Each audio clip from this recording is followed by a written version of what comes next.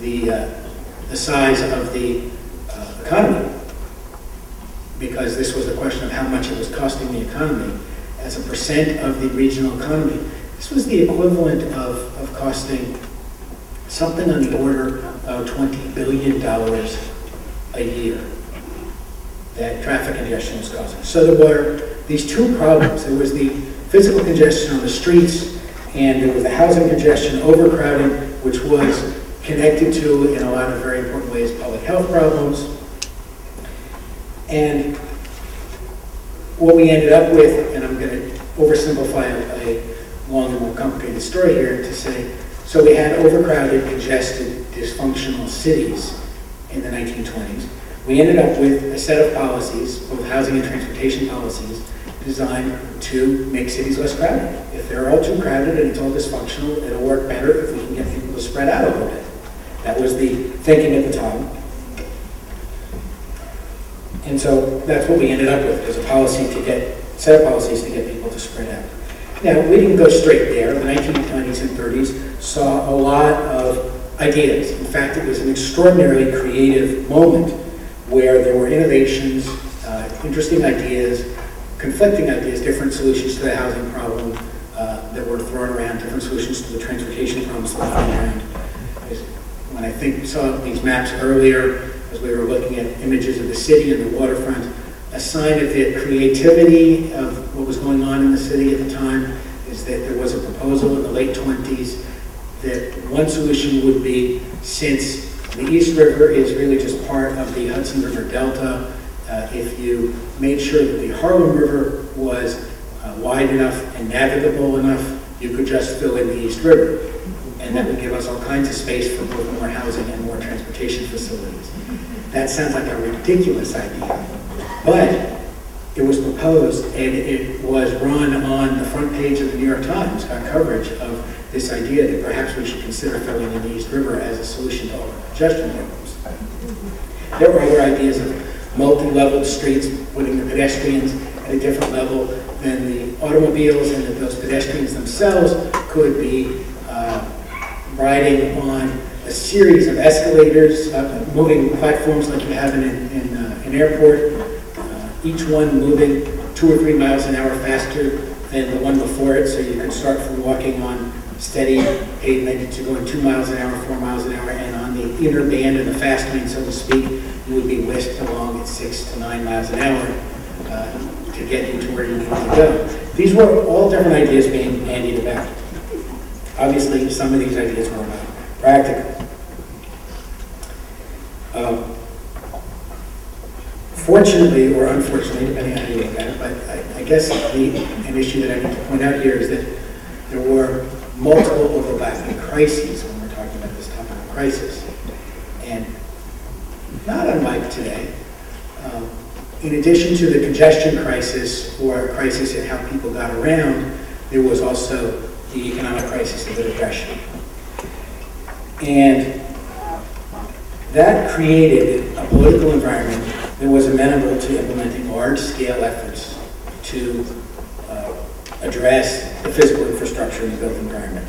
So essentially what we had was the economic crisis provided political will is a simple term, but the political motivation, political power, and some economic resources to implement some of the potential solutions to the congestion crisis.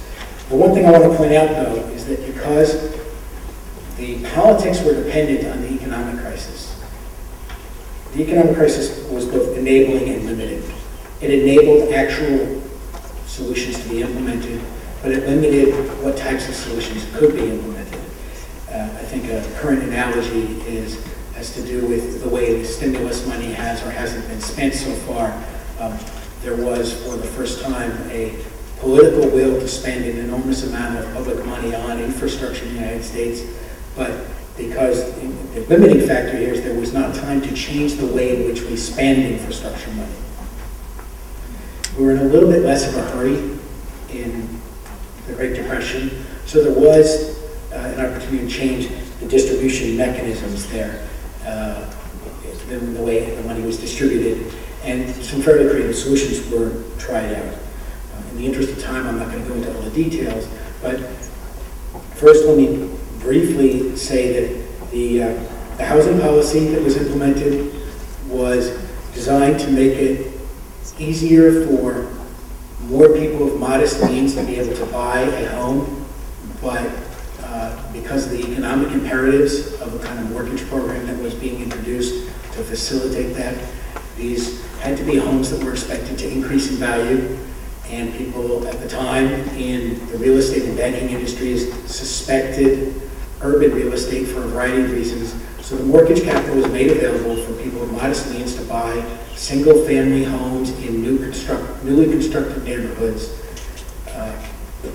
that were not mixed use and preferably not mixed race or ethnicity. That excludes most urban neighborhoods.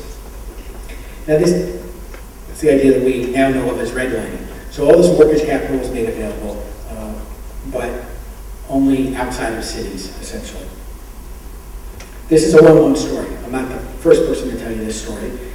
It's been well recorded by historians and other experts, and it's an important part of helping us understand how metropolitan areas were decentralized. The transportation piece, which is my area of research and area of expertise, is a little bit less well understood, but was just as powerful.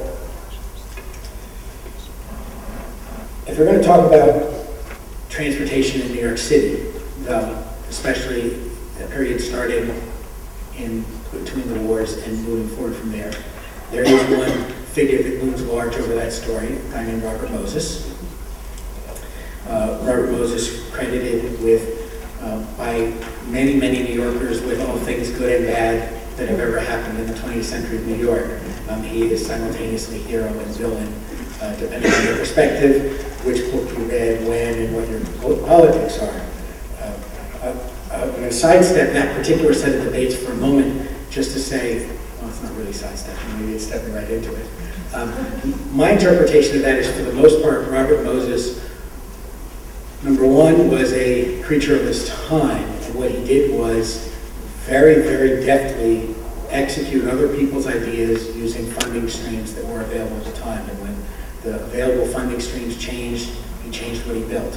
When there was funding for parkways, he built parkways. When there was funding for expressways, he built expressways. When there was funding for urban renewal, he did urban renewal. He liked doing things, and he liked getting things done that had been planned for a long time and nobody had managed to do, and he would step in and say, I can get this done. Most of the things that he ended up executing were, in fact, especially in the transportation realm, had been planned earlier, were present either very specifically or initially proposed in vaguer terms, but were all there in the regional plan that was published in 1929. That itself was a document that had been underway for more than a decade. So long before Robert Moses emerged on the scene, many of these ideas had been articulated, and he found ways to do it. But the interesting issue is this, in terms of whether he was a hero or villain in the way he remade the metropolitan area. Earlier we saw a statistic that New York City was in the top 10 mega cities at the turn of the century, and again at the turn of the next century, and was unique in being in both those groups. There's something about the continued success of New York that requires notice, and that is that if what Robert Moses did was so bad,